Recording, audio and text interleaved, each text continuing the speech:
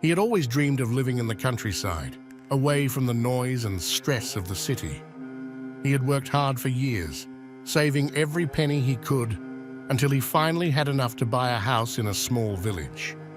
He packed his bags, took his wife and 2 kids, and drove to their new home. It was a beautiful house, surrounded by green fields and trees. It had a cozy living room, a spacious kitchen, and 4 bedrooms.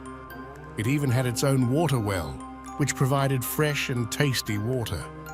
He felt like he had found paradise. He and his family settled in quickly, enjoying the peace and quiet of their new life.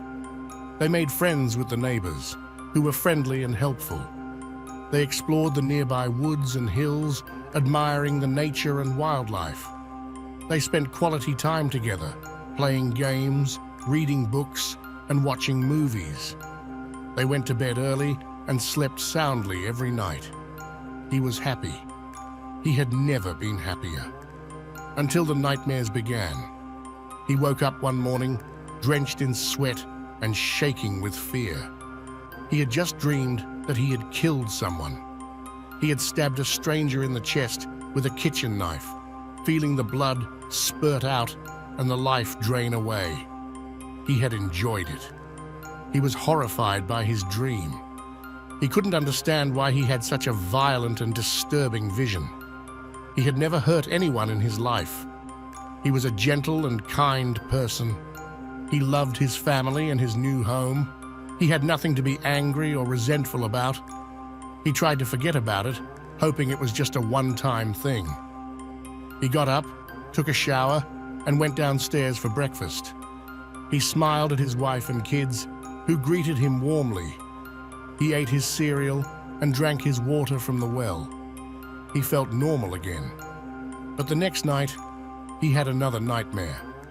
This time, he had strangled a woman with his bare hands, feeling her throat crush under his grip. He had enjoyed it. He woke up again, feeling sick and guilty. He wondered what was wrong with him. Why was he having these awful dreams? Was he going crazy? He decided to talk to his wife about it, hoping she could help him. But before he could do that, he noticed something strange. His wife looked different. Her skin was pale and gray, her eyes were dull and lifeless, her hair was thinning and falling out. She looked sick and old.